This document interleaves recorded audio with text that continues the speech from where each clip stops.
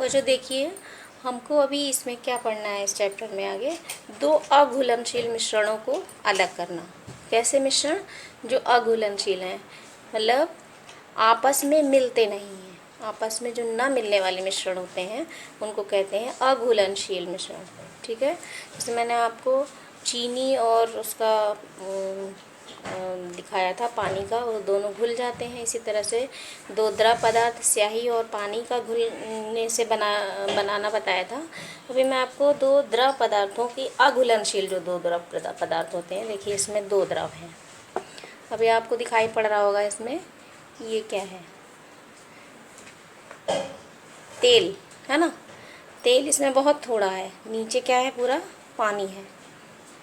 तो ये जो पानी और तेल का मिश्रण है, ये कैसा है? अघुलनशील है। इसमें हम चाहे जितना भी इसको मिला देंगे, एक टाइम के बाद में तेल की पूरी बूंदें कहाँ आ जाती हैं? ऊपर की सतह पर आ जाती हैं, नीचे पूरा क्या रह जाता है? पानी रह जाता है। तो ये अघुलनशील दो मिश्रण हैं, इनको कैसे अलग करना है, इसका प्रयोग हमें देखना है। ठीक है, तो अघुलनशील मिश्रण आपको समझ में आ गया होगा। तेल की बूंदें पानी में मिश्रित नहीं होती हैं। अगर हो भी जाएंगे, आप इसको चलाएंगे तो कुछ समय के बाद में तेल ऊपर की सतह पर आ जाता है, क्योंकि ये कैसा है? पानी से हल्का है। पानी भारी द्रव है, तेल हल्का द्रव होता है। हल्के द्रव जो है वो ऊपर रहते हैं और भारी द्रव नीचे रहते हैं। तो इसको अगर ज़्यादा मात्रा में हमारा तेल और पानी मिक्स है और इनको हमको अलग करना है, तो उसका एक आपका तरीका है, उसको मैं आपको सिखा रही हूँ कैसे होगा। देखिए, अब ये जो मैंने अभी आपको जल और तेल का दिखाया था, इसी तरह से एक चित्र है। इसमें एक ये उपकरण लिया गया है। इसमें क्या है कि नीचे जल है और ऊपर तेल है। ठीक, तो इसको इस मिश्रण, बात नहीं करो, हम वीडियो बना रहे हैं। इस मिश्रण को अलग करने के लिए क्या करते हैं, हम कीप जो है एक लेते हैं। ये पृथक्करण एक कीप है, जिसमें नीचे यहाँ पर एक कॉर्क लगा हुआ है। ठीक, तो आप जानते हैं जो भी मिश्रण या विलयन भारी होता है वो क्या होगा? नीचे की ओर होगा, और जो हल्का होगा, हल्की सतह हमेशा ऊपर की ओर रहती है। ठीक, तो इसको सेपरेट करने के लिए अघुलनशील द्रवों को का पृथक्करण का जो तरीका है, उसके क्या करेंगे, यहाँ से हम इसका कॉर्क, यहाँ एक पाइप लगा हुआ है, इसको खोल देंगे। ठीक है, और इस सतह को, ये जो जल है, जल की सतह को चेक करते रहेंगे धीरे धीरे धीरे धीरे। एक पॉइंट पर जब ये यहाँ आ जाए, उसी समय आपको क्या करना है, इस कॉर्क को, जैसे ही जल की सतह यहाँ ख़त्म होती है, कॉर्क को आपको बंद कर देना है। मीन्स पूरा का पूरा ये जल वाला पोर्शन है वो इस पाइप के द्वारा यहाँ ऐसे करके ड्रॉप होके नीचे आ जाएगा। तो जो बचेगा वो क्या होगा? आपका तेल का मिश्रण, तेल ही केवल बच जाएगा। इस तरह से हम जल और तेल के मिश्रण को इस पृथक्करण उपकरण से क्या कर सकते हैं? अलग कर सकते हैं। देखिए बच्चों, तो इसमें हमें इसका जो सिद्धांत है उसको समझना है। मेन इसका सिद्धांत क्या होता है, आपस में जो नहीं मिलने वाले द्रव होते हैं वो अपने घनत्व के कारण अलग अलग परतों में जो है वो संयोजित रहते हैं। अगर हम उसको मिला भी देते हैं तब भी उसकी अलग अलग परतें किस वजह से बनती हैं, उसका कारण होता है उनका घनत्व। जितना अधिक घनत्व वाला तत्व होगा उतना वो क्या होगा? भारी होगा, और उसकी सतह हमेशा नीचे की ओर रहेगी। कम घनत्व वाला कहाँ होगा? ऊपर की ओर रहेगा। ठीक है, तो ये पृथक्करण का तरीका है हमारा। देखिए बच्चों, अगला जो पॉइंट हमें समझना है वो क्या है, पृथक्करण के कई तरीके होते हैं। अभी मैंने आपको एक बताया, पृथक्करण कीप के द्वारा अलग करने का, दो तरल पदार्थों को अलग करने का। अभी मैं दो ठोस पदार्थों को, अगर वो मिक्स हो गए हैं, उनको अलग करने का तरीका बता रही हूँ। दो ठोस पदार्थ कौन कौन से लिए गए? एक है नमक, है ना, और दूसरा क्या है? कपूर का मिश्रण अगर है तो उसको हम कैसे अलग करेंगे, उसका एक प्रयोग देखेंगे कि किस तरह से हम नमक और कपूर के मिश्रण को अलग कर सकते हैं।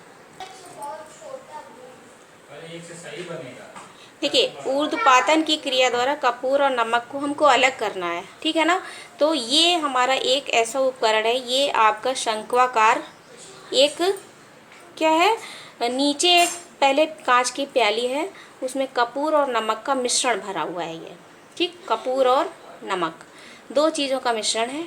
ऊपर से एक ये शंक्वाकार फ्लास्क हमने ढक दिया है और इसके ये कीप है, कीप शंक्वाकार कांच की है। ये प्लास्टिक की नहीं लेंगे, कांच की ही लेंगे। और इसके यहाँ पर इस होल को, जो छेद होता है, इसको रुई से ढक दिया। रुई से ढकने से क्या होगा ना, यहाँ की जो वाष्प है, वाष्प वो यहीं पर इकट्ठी हो जाएगी। क्या करना है देखिए, हमें इसको हम यहाँ नीचे एक दिखाई पड़ रहा है, ये बर्नर है ना, गरम कर रहे हैं। जैसे ही हम इसको गरम करेंगे तो यहाँ पर क्या होता है, आपको मैंने पिछले अध्याय में पढ़ाया था ऊर्ध्वपातन। क्या होता है ऊर्ध्वपातन? जब कोई ठोस पदार्थ बिना द्रव अवस्था में बदले ही सीधे गैस में आ जाता है तो इस क्रिया को क्या बोलते हैं? ऊर्ध्वपातन बोलते हैं। तो कपूर का गुण क्या होता है, आपको बताया था मैंने ऊर्ध्वपातन के उसमें। कपूर ठोस अवस्था से बिना द्रव अवस्था में बदले ही, जैसे उसका ताप बढ़ाया जाता है या कमरे के ताप पर होता है, वो किस में परिवर्तित हो जाता है? गैस में चला जाता है, उड़ जाता है, जिसको हम बोलते हैं उड़ जाता है। तो what is the meaning of उड़ जाता है? उड़ता क्या है? कपूर ठोस पदार्थ होता है और वो सीधे ही गैस में परिवर्तित हो जाता है। तो यहाँ उसका हम प्रयोग करेंगे। देखिए, जैसे हम इसको गर्म करेंगे तो इसका ताप बढ़ेगा, नमक का भी और कपूर का भी। चूँकि कपूर का गुण है वो ठोस से सीधे गैस में चला जाता है, तो जैसे ही ये गैस के रूप में जाएगा, इसकी कपूर की वाष्प बनेगी। क्या बनेगी? वाष्प। इस तरह से ये वाष्प सारी यहाँ पर इसकी जो आपकी कांच की कीप है, इसमें वाष्प के रूप में एकत्रित हो जाएगी। चूँकि हमने यहाँ पर रुई लगा रखी है, इसलिए वाष्प बाहर नहीं जाएगी, है ना। और इस वाष्प को जैसे ही ये पूरा कपूर उड़ जाएगा, केवल नमक रह जाएगा, इसको हम पलट के सीधा कर लेंगे और इस वाष्प को ठंडा कर लेंगे। ये वाष्प के कण हैं, देखिए यहाँ पर किनारों पर लगे हुए हैं। इसको जैसे हम ठंडा करेंगे, ये फिर से कपूर के रूप में ठोस रूप में आ जाएगा, है ना। इस तरह से नमक यहाँ इस प्याली में रह जाएगा और कपूर अलग हो जाएगा। तो ये जो क्रिया है वो क्या है? ऊर्ध्वपातन की क्रिया द्वारा हमने कपूर तथा नमक को अलग अलग किया है। देखिए बच्चों, अगला पॉइंट जो है, दो घुलनशील जो द्रव हैं उनको आसवन विधि से कैसे पृथक करेंगे। अभी हमने पढ़ा था ऊर्ध्वपातन विधि से अलग करना, लेकिन ऊर्ध्वपातन हर पदार्थ का नहीं होता है। तो आसवन विधि एक ऐसी विधि है जिसमें अगर दो द्रव पदार्थों को अलग अलग ताप पर वो हैं, उबलते हैं, तो उनको आसवन विधि द्वारा आसानी से अलग किया जा सकता है। तो यहाँ पर हमने ये एक बीकर लिया है, गोल पेटी का फ्लास्क लिया है, ठीक है। और यहाँ पर इसका एक रॉड है इस तरह से तिरछी मुड़ी हुई, और यहाँ एक ये जल संघनक लगाया हुआ है। जल संघनक अभी बताती हूँ क्या होता है। नीचे एक जो है फ्लास्क रख दिया, जार रख दिया गया है, जिसमें हम एसीटोन को एकत्र करेंगे। इसमें जल और एसीटोन का विलयन है। जल भी द्रव होता है और एसीटोन भी द्रव पदार्थ होता है, ठीक है ना। तो दोनों को ही हम, ये मिक्सचर है, इस मिक्सचर को हम गरम करते हैं। नीचे से हम यहाँ का क्या करेंगे, इसको गरम करेंगे। और यहाँ ऊपर एक थर्मामीटर लगाया हुआ है, थर्मामीटर, है ना। ये थर्मामीटर क्या करेगा, इसका ताप नापेगा, ठीक। एसीटोन जो है वो एक ऐसा द्रव होता है जो 100 डिग्री से नीचे पर ही खौलता है। तो खौलने से ही ये क्या करेंगे, जैसे इसकी वाष्प निकलेगी, इस वाष्प को हम यहाँ इस पाइप के द्वारा यहाँ एकत्र कर लेंगे। और जो जल है, जल भी आश्वित होगा, तो आश्वित होके जो जाएगा उसको निकालने के लिए ये जल निर्गत पाइप लगे हुए हैं, ठीक है ना। और जल निवेश का ये पाइप है, ये इसलिए यहाँ रखा गया है कि ये जो यहाँ पर आपका एसीटोन गर्म होके जैसे ही इसमें आएगा तो क्या करेगा, इसको ठंडा करेगा।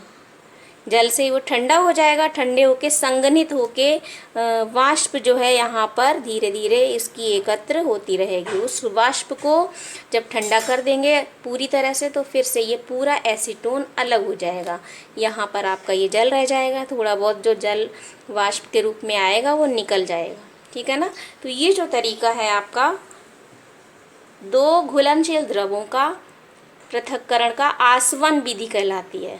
आसवन क्या होता है, किसी भी पदार्थ का, द्रव पदार्थ का गर्म होने पर वो वाष्पीकृत होता है और वाष्प को ठंडा करके दोबारा से द्रव में बदलने की क्रिया को आसवन कहते हैं, ठीक है। ये 8th क्लास में पढ़ाई गई होगी आपको। बस वही विधि का यहाँ पर प्रयोग करके दो द्रवों को अलग किया गया है। किसको किसको? जल से एसीटोन को अलग किया गया है।